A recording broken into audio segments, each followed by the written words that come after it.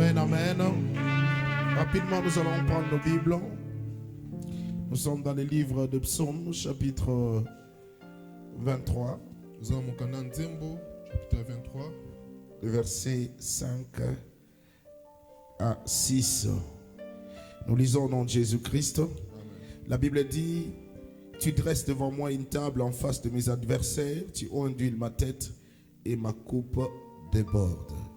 Oui, le bonheur et la grâce m'accompagneront tous les jours de ma vie et j'habiterai dans la maison de l'Éternel jusqu'à la fin de mes jours. Parole du Seigneur, Amen. Amen. Nous pouvons nous rasseoir. Bien-aimés dans le Seigneur, il y a encore un autre texte que nous avons donné hier, qu'on n'avait pas exploité. Dans le livre de Luc, chapitre 4. Je crois que nous allons toucher ça aujourd'hui, par la grâce de Dieu.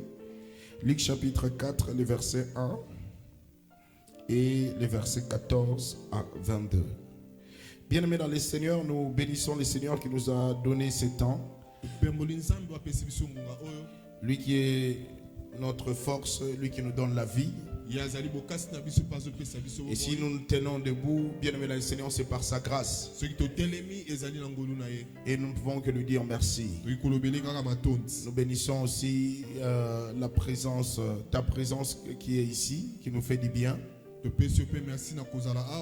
nous disons aussi merci à l'ange de l'église, Papa Jacques et son épouse, et avec toute l'église qui est tout autour, toute l'équipe qui est tout autour d'eux. Amen. Alléluia. Amen. Nous sommes en train de parler de la coupe qui déborde. Mais nous avons dit que ces passages a été tiré du livre de Psaumes chapitre 23. Là où David est en train de dire: tu ondules ma tête et ma coupe déborde. La conséquence, bien aimé dans le Seigneur, du débordement de la coupe de David, c'est l'onction. C'est-à-dire c'est à cause de l'onction que David est en train de dire que ma coupe déborde. Et nous avons dit hier, lorsqu'on parle de l'onction, on fait allusion à la puissance. Et hier, je parlais, bien aimé dans le Seigneur, je ne saurais pas revenir sur ça parce qu'il y a beaucoup de choses à dire. Amen. J'ai parlé, bien aimé dans le Seigneur, sur le manque de puissance. Quand quelqu'un manque de la puissance, il ne peut pas briller. Quand quelqu'un manque de la puissance, il est en train de vivre, de passer à côté de sa destinée. Au lieu de vivre son originalité, il vit la photocopie de sa vie. Quand quelqu'un manque de la puissance, il ne peut pas influencer. Quel que soit les dons, les talents que la personne peut avoir. Mais quand quelqu'un n'a pas de puissance, ici sur la terre, il ne peut pas influencer. C'est ce que nous avons hier parlé, bien aimé dans le Seigneur. Et nous avons dit aussi, quand quelqu'un n'a pas de puissance, il ne peut pas démontrer que c'est le Dieu qu'il est en train de prier est un Dieu vivant. Un Dieu qui agit. Un Dieu qui impacte. Un Dieu qui se manifeste. Ce qui va faire dire aux gens que tu as un véritable Dieu, c'est la puissance. Ce qui va faire croire aux autres, bien aimés dans le Seigneur, c'est la puissance. C'est pour cela la Bible dit: vous recevrez le Saint-Esprit. Vous recevez une puissance. C'est alors que vous serez mes témoins. Tu ne peux pas témoigner Dieu sans la puissance. Tu ne peux pas être un témoin d'un Dieu vivant, puissant, bien aimé dans le Seigneur, sans l'onction de Dieu sur toi. Et aujourd'hui, nous continuons sur cette lignée. Je vais prendre le deuxième point, bien aimé dans le Seigneur.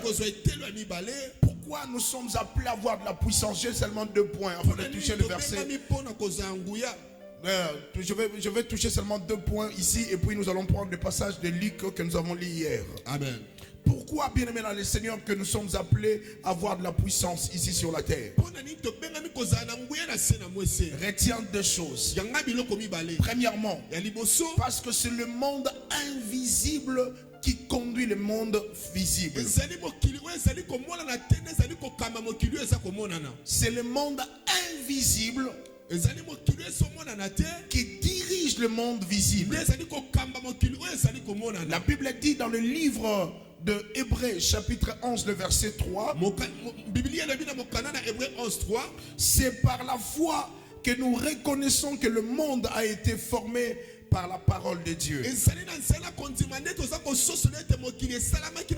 En sorte que ce qu'on ne voit pas a été fait par des choses visibles. C'est par la foi que nous connaissons que le monde où nous vivons a été fait par la parole de Dieu. Or, la parole de Dieu, c'est quelque chose qui est invisible. Quand tu parles, on entend ce que tu dis, mais on ne voit pas ce que tu dis. Tu es en train de parler. C'est quelque chose d'invisible. Et la Bible dit que c'est par la foi que nous connaissons que c'est la parole qui a créé ce que nous voyons. De sorte que c'est l'invisible qui dirige, qui a créé ce qui est visible. Bien-aimé dans le Seigneur, tout ce que tu vis ici sur la terre est la conséquence de ce qui est invisible. Un homme de Dieu, un enfant de Dieu doit le connaître. Tout ce que tu es en train de vivre ici sur la terre, c'est la cause de l'invisible. Et dans l'invisible, nous avons deux camps. Soit les camps de Dieu, soit les camps du diable. C'est l'invisible qui est en train de faire en sorte que toi tu sois malade. C'est l'invisible qui est en train de faire en sorte que tu sois en bonne santé. C'est l'invisible qui est en train de faire en sorte que tu puisses être heureux ici sur la terre. C'est l'invisible aussi qui est en train de faire en sorte que tu sois malheureux ici sur la terre. Tout ce que tu es en train de vivre ici sur la terre, c'est la conséquence de l'invisible. C'est pour cela un homme doit connaître ceci.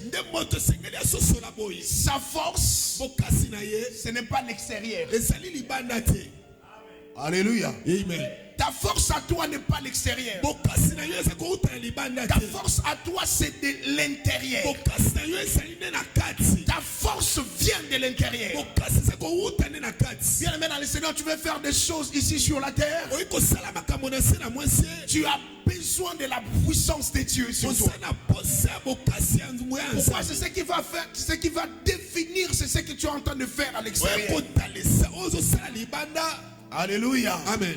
Alléluia. Amen. C'est pour cela, bien aimé dans le Seigneur, tu ne peux pas manquer de la puissance. Tu dois avoir de la puissance. Ce que tu vois, bien aimé dans le Seigneur, c'est ce qui est de l'intérieur. Et si tu veux, bien aimé dans le Seigneur, passer de bons moments ici sur la terre, tu as besoin, bien aimé dans le Seigneur, que ton intérieur soit garni de la puissance de Dieu. Vous savez, bien aimé dans le Seigneur, dans cette terre, nous avons des gens qui ne comprennent pas beaucoup de choses. Certaines personnes se disent que ce que je suis en train de faire, c'est à cause de ma force. Tape la poitrine, dit que non, c'est ma force qui m'a donné ça. Ce que je vis, c'est parce que je fais ce que je fais, c'est parce que c'est ce qui a fait que je suis en train de vivre ce que je vis. C'est faux, bien aimé dans le Seigneur. Tout dépend de ce qui est en train de te diriger dans l'invisible. Tu dois retenir cela, bien aimé dans le Seigneur. Alléluia. C'est pour cela que tu as besoin de la puissance de Dieu. Quelque chose qui est invisible, qui est en train d'impacter affecter, bien-aimé dans le Seigneur, ton vécu quotidien ici sur la terre. Et deuxièmement, bien-aimé dans le Seigneur, ce que tu dois savoir, pourquoi est-ce que nous sommes appelés à avoir de la puissance? Parce que le monde où nous vivons est envahi par les ténèbres. C'est pour cela, bien-aimé dans le Seigneur, nous sommes appelés à chercher de la puissance. Si sur cette terre il y a beaucoup de mal, si sur cette terre il y a beaucoup de péchés, c'est parce que le monde où nous vivons est rempli de ténèbres. C'est pas moi qui le dis, c'est la Bible qui le dit. La Bible dit dans Isaïe chapitre 60, le verset 2. La Bible dit, voici, les ténèbres couvrent la terre et l'obscurité le peuple. Mais sur toi, la gloire de Dieu est sur toi. Bien-aimé dans le Seigneur, nous devons savoir, un enfant de Dieu ne doit pas oublier ça. Que le monde où nous vivons est influencé par les ténèbres, est rempli de ténèbres. Même Apocalypse est en train de dire, malheur à la terre, car le diable est descendu vers vous. Bien-aimé, le péché que tu n'arrives pas à laisser, ce n'est pas à cause de ta force. C'est une influence du monde des ténèbres qui te pousse, bien-aimé dans le Seigneur, à commettre ce genre de péché. Les actes que tu poses à un certain moment, toi-même tu te dis, mais comment est-ce que moi je suis arrivé à poser tel acte? Je fais des efforts pour laisser, mais tu arrives toujours à retomber sur la même puissance, la même situation. C'est l'influence des ténèbres. S'il y a la haine dans ce monde, s'il y a des histoires, bien aimées dans le Seigneur, qui ne donnent pas gloire à Dieu dans ce monde, c'est l'influence des ténèbres. Dans le monde où nous sommes, même la Bible même le dit. Jésus, lorsqu'il a été tenté devant à la montagne, devant le diable l'a tenté. Le diable lui a dit ceci: adore-moi, je vais te donner tout ce monde ici. Le diable n'avait pas tort. Pourquoi? Parce que c'est lui qui contrôle le monde. Bien dans le Seigneur, nous qui sommes ici, dans les temps où nous vivons, nous sommes des passagers ici sur la terre. Mais pour que, bien aimé, tu puisses dominer ces choses, dominer les ténèbres, dominer les œuvres du monde des ténèbres, tu as besoin de la puissance de Dieu. Sans la puissance de Dieu, tu serais influencé par les ténèbres. Seigneur, je te dis ce qui est vrai. Sans la puissance de Dieu, la malédiction familiale là va te bloquer. Les langages de ton père, de ton grand-père qui t'ont maudit auront de l'impact sur toi. Mais pour que ça ne puisse pas avoir de l'impact sur toi, tu as besoin de la puissance de Dieu. Tu as besoin de la puissance de Dieu pour dominer les œuvres des ténèbres. Écoutez bien, aimé dans le Seigneur, le diable n'écoute qu'un seul langage. C'est le langage de la puissance.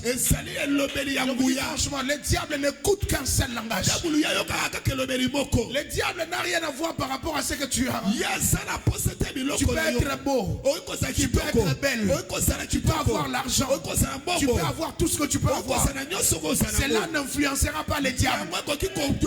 Ce qui influencera le diable, qui poussera le diable à te quitter, à ne pas avoir la main sur toi, c'est la puissance de Dieu en toi. Et tu ne peux pas vivre les débordements, bien-aimés dans le Seigneur, sans la puissance de Dieu. Est-ce qu'on se comprend? L'Oba amène bien. L'Oba amène bien. Écoutez bien aimé dans le Seigneur. Même Jésus lui-même, il est passé par là. Jésus, lui qui est notre Dieu, lui qui est notre créateur, lorsqu'il est venu ici sur la terre, il a pris ses corps, il est passé par là. C'est Luc qui est en train d'expliquer ces choses. Nous l'avons lu bien aimé dans Luc chapitre 4, le verset 1, le verset 14 et à 22. Amen. Ce que j'aime d'abord bien aimé dans le Seigneur, je ne peux pas parler des livres de Luc sans parler de Luc lui-même. Vous savez, bien aimé dans le Seigneur, il y a 4 évangiles dans la Bible qui ont été écrits par 4 évangélistes. Mais parmi ces 4-là, il y a un qui était intelligent, qui a étudié plus que les autres. Il s'appelle Luc. Luc, bien aimé dans le Seigneur, c'est un médecin. C'est-à-dire il était intelligent. Il était quelqu'un qui était instruit parmi les 4 intellectuels, parmi les 4 évangiles. Et quand il s'est mis à écrire l'évangile de Luc, il écrit avec beaucoup d'instructions. Et même dans le verset 1, j'aimerais lire ça, c'est tellement merveilleux. Le chapitre 1. Amen. Écoutez ce qu'il dit dans le chapitre 1. Le verset 1. Il dit plusieurs ayant entrepris de composer un récit des événements qui se sont accomplis parmi nous, suivant ce que nous ont transmis, ceux qui ont été des témoins oculaires dès le commencement et sont devenus les ministres de la parole. Il m'a aussi semblé bon, après avoir fait des recherches, écoutez ce qu'il dit, fait des recherches exactes sur toutes ces choses depuis leur origine, de te l'exposer par écrit d'une manière suivie, excellent Théophile. Amen. Afin que tu reconnaisses la certitude des enseignements que tu as reçus. Amen. Écoutez l'introduction de cette personne. Il dit que moi, en écrivant ce livre de Luc, c'est vrai, moi je n'ai pas marché avec Jésus. Je n'étais pas parmi les apôtres. Mais j'ai fait des recherches exactes pour avoir toutes ces choses et les mettre par écrit. Et il précise que je ne l'ai pas fait lucolo, donc je l'ai fait vraiment dans la profondeur. Bien aimé dans le Seigneur, lorsque tu lis le livre de Luc, tu commences à le chapitre 1. Luc, il te présente comment est-ce qu'un ange vient annoncer l'arrivée de 2 personnes. Il commence d'abord par annoncer la naissance de Jean-Baptiste. Et après 6 mois après, il part annoncer aussi la naissance de l'arrivée de Jésus à Marie. Laisse-moi dire à quelqu'un, nous tous, nous qui sommes chrétiens, nous avons des grossesses. Ah, tu ne l'as pas compris. Si l'ange avait annoncé à Marie et à Zacharie la grossesse de Jean-Baptiste, et bien aimé dans le Seigneur de Jésus, laisse-moi te dire aussi, un ange c'est un messager. Même à l'église aussi il y a des anges. Il y a un ange de l'église qui est un messager. Je me tiens aussi comme un messager pour annoncer la grossesse que tu as. Tu as une grossesse, frère. Même si ce n'est pas physique, ta grossesse là, elle est spirituelle. Elle est composée de promesses que Dieu a en toi. Les promesse de Dieu en toi symbolise la grossesse que tu as. Laisse-moi dire à quelqu'un, la grossesse que tu as, ce n'est pas pour enfanter des miettes, non. Ce n'est pas pour enfanter des vauriens, non. La promesse que toi tu as, ce n'est pas une promesse de malheur, c'est une promesse de bonheur. La Bible dit ceci: j'ai formulé des projets pour toi, un projet de bonheur et non de malheur. J'annonce à quelqu'un ce matin, si tu vis le malheur, ce n'est pas le projet de Dieu pour toi. Si tu es en train de vivre le malheur, ce n'est pas le projet de Dieu pour toi. Le projet de Dieu pour toi, c'est le bonheur. Oh, j'aime déclarer dans ta vie au nom de Jésus, tu vivras le bonheur dans ta vie. Cette année ne finira pas si tu ne vis pas le bonheur dans ta vie. Je le déclare encore. Le projet de Dieu pour toi, ce n'est pas un projet de malheur. Amen. C'est un projet de bonheur. C'est pour cela, lorsque l'ange est venu dire à Zacharie, tu auras un enfant, il a annoncé le bonheur. Lorsqu'il est allé dire à Marie aussi, tu auras un enfant, c'est dans le chapitre 1. Amen. Mais dans le chapitre 2, amen, on voit, bien aimé dans le Seigneur, la naissance de Jésus. La naissance de Jean-Baptiste et la naissance de Jésus. Luc nous parle de cette naissance-là pour dire à quelqu'un bien aimé dans le Seigneur, quelle que soit la grossesse que tu as, ça ne restera pas bien aimé dans le Seigneur dans ton ventre. Tu finiras par enfanter. Je déclare au nom de Jésus de Nazareth, ce qui est en toi, ça ne restera pas seulement dans ton ventre. J'annonce à la vie d'une personne, tu finiras par enfanter au nom de Jésus. Je te bénis et je déclare que même si tu es en train de souffrir, c'est les douleurs d'enfantement. C'est les douleurs d'enfantement. Mais ce que j'aime bien aimer dans le Seigneur, lorsque la maman a les douleurs d'enfantement, lorsqu'il met au monde, il oublie les douleurs qu'elle avait. Je déclare au nom de Jésus que cette semaine, ces 21 jours, soit le moment où tu vas enfanter tes bénédictions et qui va te faire oublier les douleurs de l'enfantement. Cette promesse que tu as, ça finira par s'accomplir. Laisse-moi t'annoncer, le Dieu de la Bible, il est le Dieu de la promesse, mais il est aussi le Dieu de l'accomplissement. Le Dieu de la Bible, il est le Dieu de la promesse, mais il est aussi le Dieu de l'accomplissement. S'il t'a donné la promesse, il finira par l'accomplir. Peu importe le temps, peu importe les saisons, peu importe les moments. La Bible dit, ce qu'il a résolu arrivera. Ce qu'il a arrêté, ça s'accomplira. Dieu a arrêté de bonnes choses pour toi. Le moment de douleur que tu es en train de passer, que cela ne t'influence pas, tu finiras par accoucher. Est-ce que je peux parler à un mari qui est ici? Tu finiras par accoucher, bien aimé dans le Seigneur. Et toi-même, tu chanteras la gloire de Dieu.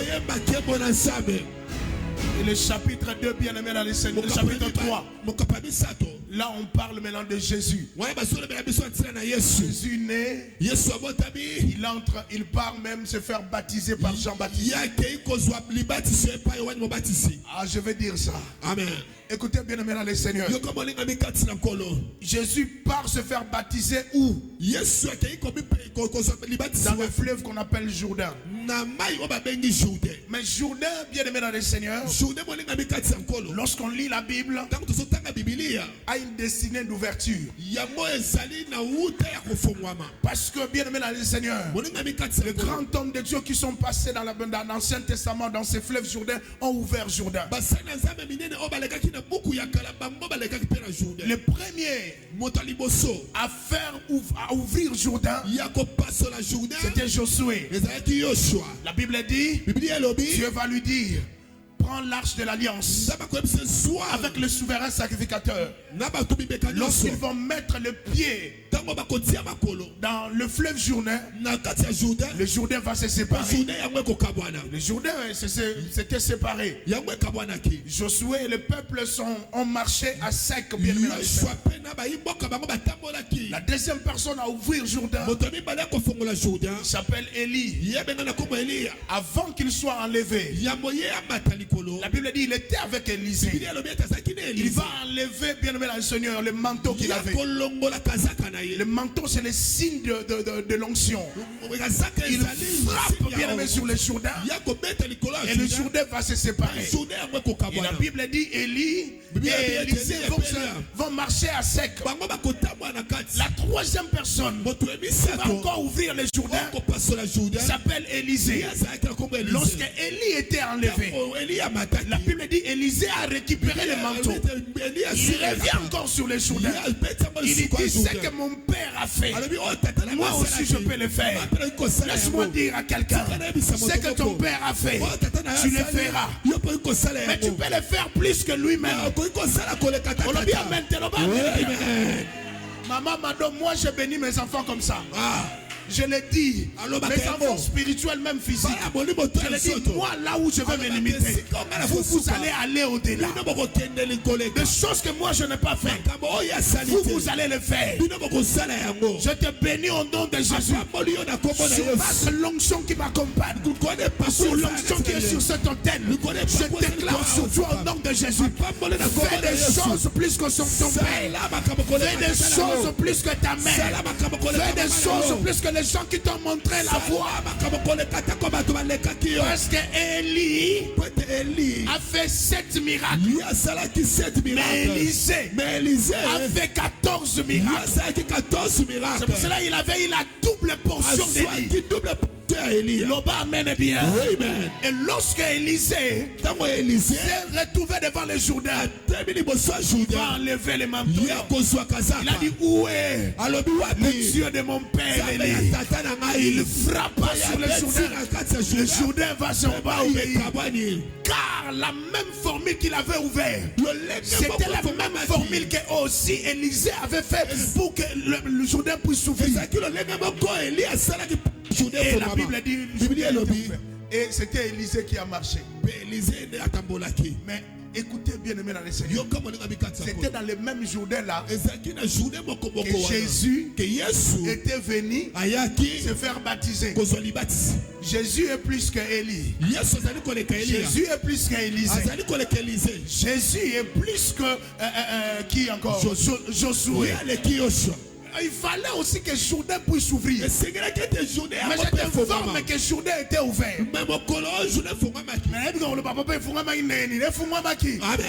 Et ils ont ouvert le Jourdain terrestre. Mais lorsque Jésus a mis le pied sur le Jourdain, ce n'était pas un Jourdain terrestre. C'était un Jourdain céleste qui était ouvert. La Bible dit, lorsque Jésus a mis le pied dans le Jourdain, le ciel était ouvert. J'aimerais dire à quelqu'un, Jésus est plus grand que Moïse, est plus grand que Josué, est plus grand que Élie, est plus grand qu'Élisée. Le ciel était ouvert. Et la Bible dit, le Saint-Esprit qui était descendu en forme d'une colombe. Colombe et benga. Pigeon. L'Oba amène bien. Amen. Quelque chose, pour mieux le dire, c'est-à-dire le Saint-Esprit qui est esprit. Mais ce jour-là, la Bible dit, il est descendu comme une colombe. Bon, moi je ne parle pas comme des catholiques, parce que les catholiques nous montrent qu'il était descendu sur les épaules. Pour moi je dis qu'il était descendu sur la tête. Pourquoi? Parce que l'onction n'est pas sur les épaules, l'onction c'est sur la tête. La Bible dit que le Saint-Esprit était descendu, une forme d'une colombe, et les gens l'ont vu. Lorsque les ciels s'ouvrent, bien aimé dans le Seigneur, tout ce qui est spirituel devient matériel. Ah, Nazongeli. Lorsque les ciels s'ouvrent, bien-aimé Seigneur, tout ce qui est spirituel devient matériel.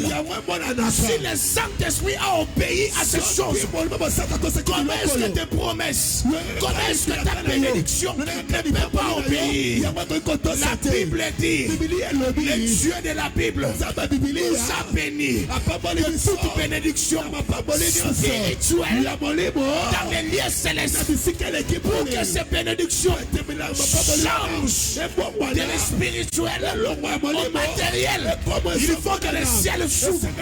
Je déclare dans ces 21 jours, le ciel est ouvert, que tout ce qui est physique devienne matériel. Ton mariage qui est physique devienne matériel. Ta bénédiction qui est physique devienne matériel. Ta maison qui est encore dans les songes, Nabandoto na yo. Ela tanzoto na kondo na Yesu. Lipamboli na yo na latin zoto te. Ela tandoto nzoto na kondo na Yesu Christ. Loba amen bien. Lorsque Jésus est entré, le ciel était ouvert. Et le Saint-Esprit était descendu. Et dans le chapitre 4 que nous avons eu à lire hier, Luc nous dit, la Bible dit revêtis de l'Esprit. Le Saint-Esprit va le conduire. Non, rempli du Saint-Esprit. Le Saint-Esprit va le conduire dans le désert pour qu'il soit tenté. Et après avoir été tenté, la Bible dit revêtis de l'Esprit. Sa renommée se répandait dans les alentours. Sa renommée se répandait dans les alentours.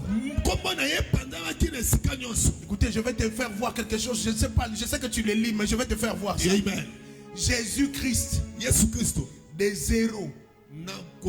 Des 0, 0, 0, 0, 1. Amen. Donc ça dit donc de 0 jusqu'à 30 ans. Parce que Jésus est allé se faire baptiser à l'âge de 30 ans. De 0 à 30 ans. De 0 à 30 ans. Amen. Je ne sais pas si vous voyez. Jésus, même si la Bible ne nous dit pas, mais Jésus accompagnait Papa Jacques, accompagnait Marie dans le deuil. Il y a 5 ans, 10 ans. Marie il y a Jésus, il y a maman Amen. Il partait dans le deuil, il ne faisait rien.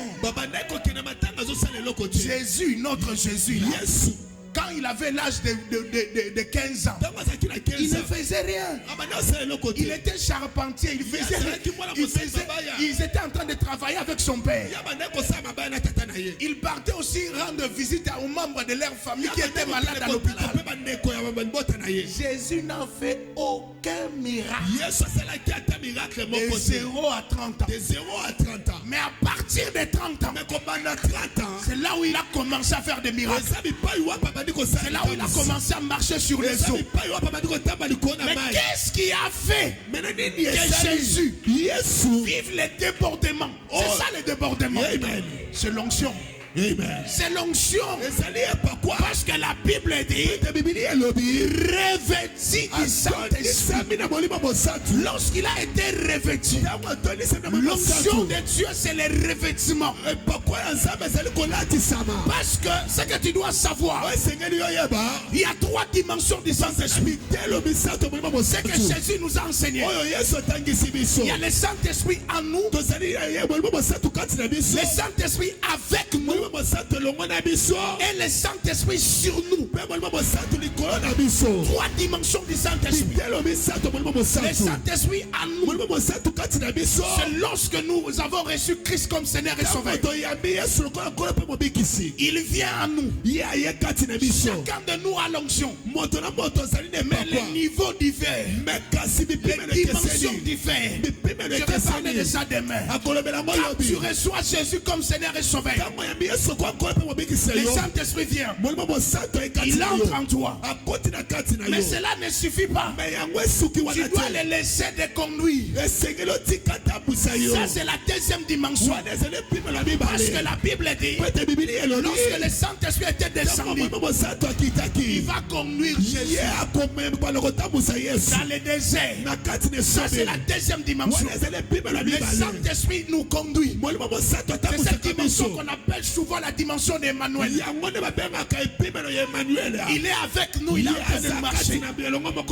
La Bible dit, ceux qui sont conduits par le Saint-Esprit sont appelés fils de Dieu. Si tu veux qu'on t'appelle fils de Dieu, parce qu'il y a une différence entre enfant et fils. Enfant, c'est quelqu'un qui n'a pas de maturité. Mais fils, c'est quelqu'un qui a la maturité. Tu peux être mature. Laisse le Saint-Esprit te conduire. Ne te fais pas conduire par ce que tu vois. Ne te fais pas conduire par les sentiments de ton détail de la chair. Non, il faut que le Saint-Esprit te conduise.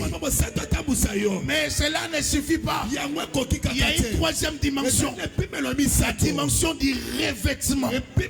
C'est ce que moi j'appelle la dimension de la puissance qui va amener le débordement dans ta vie.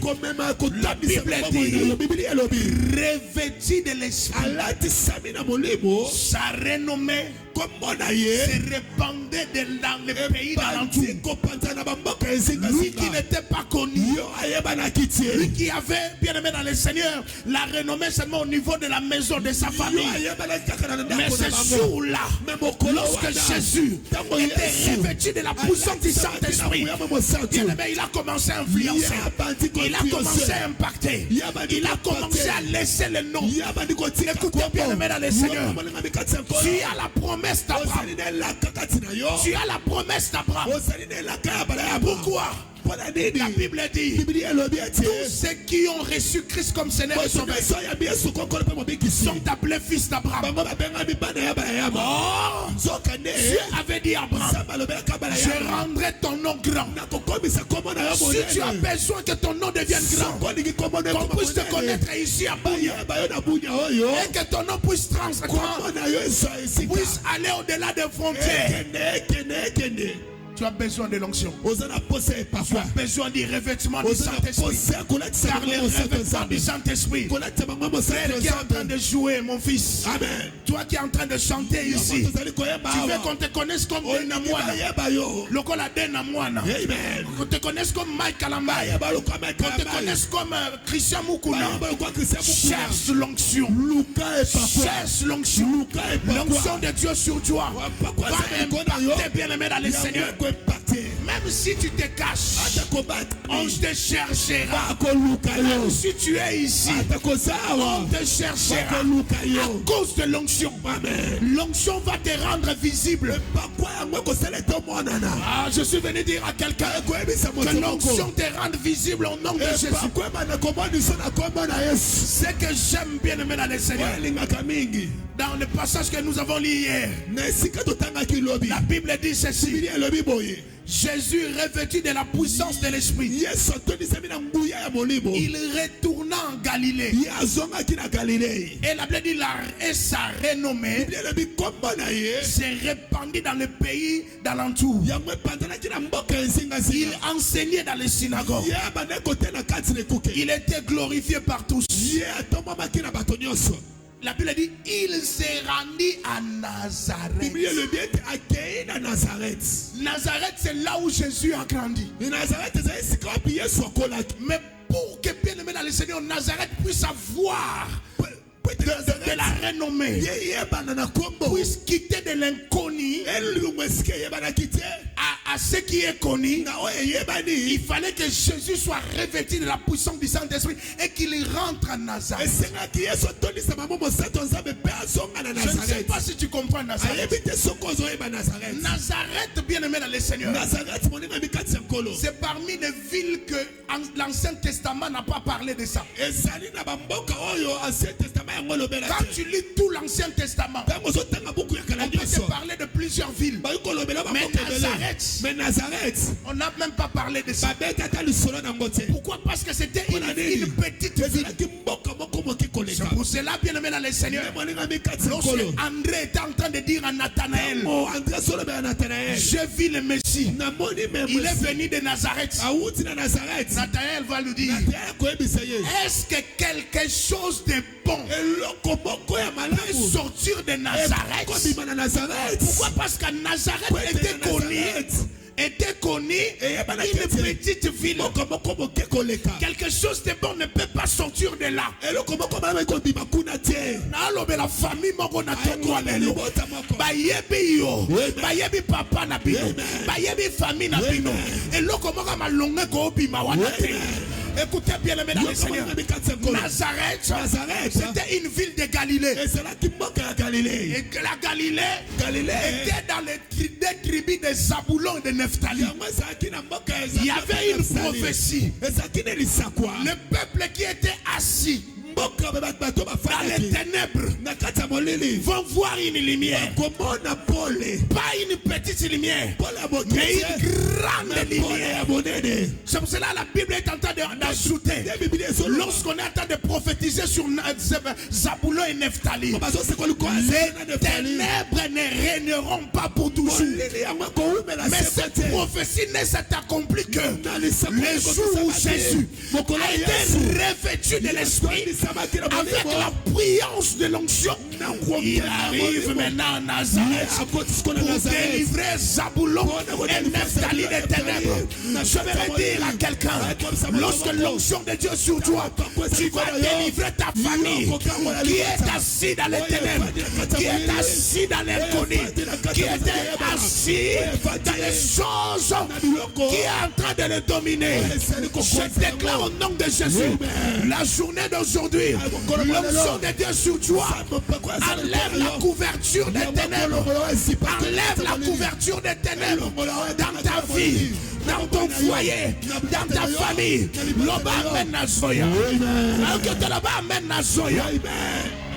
Et c'est pour cela la Bible dit, Jésus, revêtu de la puissance du Saint-Esprit, il rentre à Nazareth.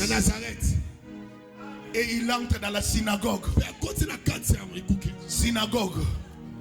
On lui donne les rouleaux du livre d'Ésaïe. C'était où à Nazareth? Amen. Il ouvre et il commence à lire. L'Esprit du Seigneur est sur moi. Pas en lui, pas avec lui, mais sur moi.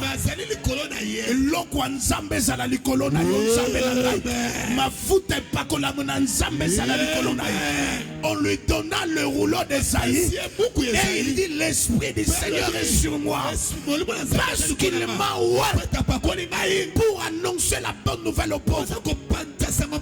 Car l'onction est sur toi, tu es porteur de bonnes nouvelles aux pauvres. Maintenant, ceux qui famille na bino eza famille à pauvre. Ceux qui m'a foutu dans ensemble eza likolo na yo. Ndenge ozosonga na tongo, ozosonga na bonne nouvelle pour ma pauvre. Ma pauvre est aussi là. Car l'onction a la capacité de changer la pauvreté. L'onction de Dieu sur toi brise les jours de la pauvreté. La Bible dit, la grâce sur toi brise les jours, brise les chaînes. C'est pour cela que c'est lui qui a l'onction. Il a la bonne nouvelle aux pauvres. Je vais dire à quelqu'un, ce matin, je te mets la bonne nouvelle. Pauvreté à famille na bino. Eza de banderi, eza na suka. Suka nango eza na tongo alelo. Sokondimi eko salemela yo. Sokondimi eko salemela yo. L'onction de Dieu c'est la solution pour briser, bien aimé dans le Seigneur, la pauvreté de ta vie. Amen bien. L'Esprit du Seigneur est sur moi parce qu'il m'a oint pour annoncer la bonne nouvelle aux pauvres, il m'a envoyé pour guérir ceux qui ont le cœur brisé. Écoutez bien le dans le Seigneur. C'est lui qui a le cœur brisé. C'est celui qui a des soucis. C'est celui qui a bien aimé, qui est en train de voir que la vie n'est pas en train de lui donner de bonnes choses. Il est en train de pleurer. Quand on vient à l'église, nous chantons.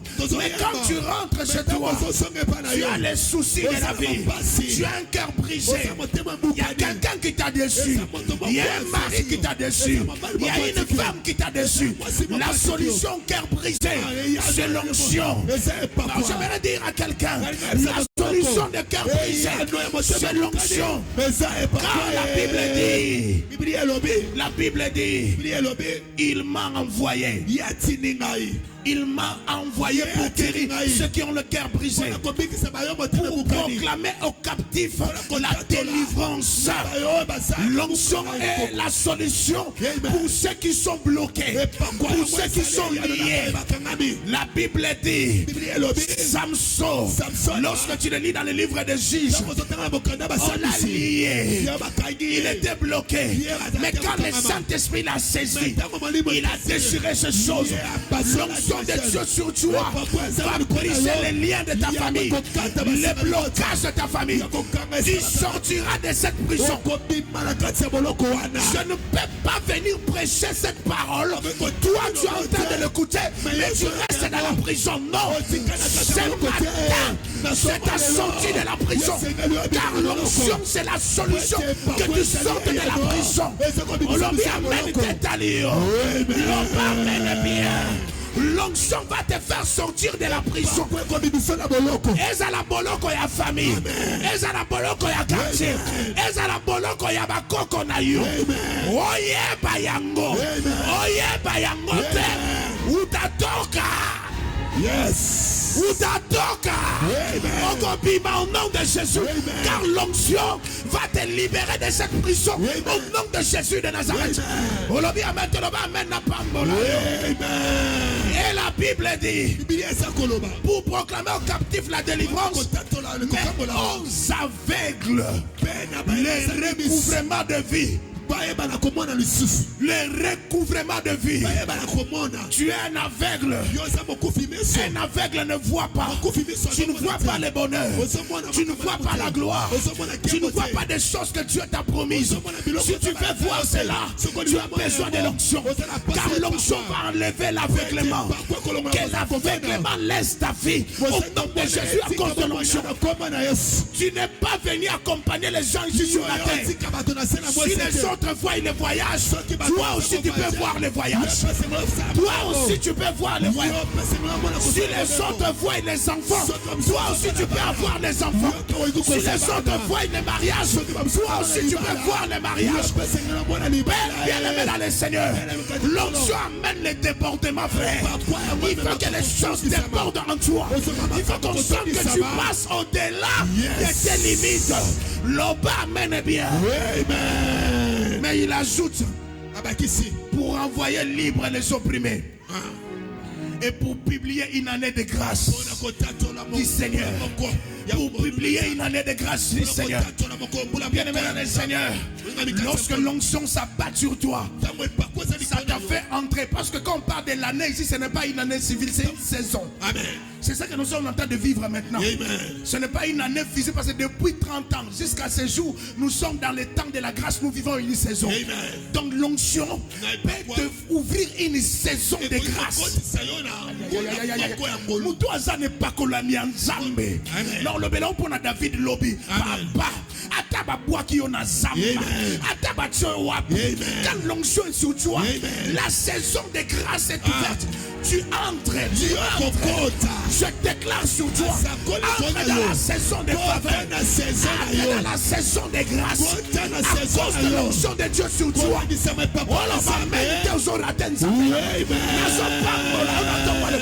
Entre dans la saison saison de grâce. Quand l'onction arrive, tu vas entrer dans une saison de faveur, une saison de grâce, une saison de faveur imméritée.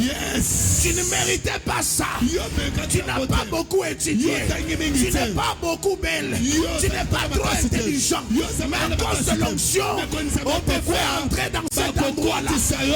Quand on a poste wana, quand on a musala wana, quand on a esika wana, ça ne sera pas par ta force, ça ne sera pas par ta puissance, mais par le Saint-Esprit de Dieu, par l'onction de Dieu. L'homme amène bien. Et la Bible dit, lorsqu'il a fini de lire les livres, il roula et il s'assit. La Bible dit tout le monde était en train de le regarder. Mais il y a moi na Marie te oyi. Naza moi na Marie mais biloko eza likolo na ngeza biloko mususu. Il y a moi na Joseph te. Baba ndiko beta masolo balobi yete. La Bible dit, et tous lui rendaient témoignage. Ils étaient étonnés des paroles, des grâces qui sortaient de sa bouche. Et on disait, n'est-ce pas là le fils de Joseph? Mais mukolo ma futa na nzambe kwa likolo na yo. Bakotuna me azamwa na ya. Bakotuna azamwa na ya. Je déclare au nom de Jésus de Nazareth que l'onction de Dieu t'accompagne. Que la puissance de Dieu t'accompagne. Que l'onction de Dieu t'accompagne.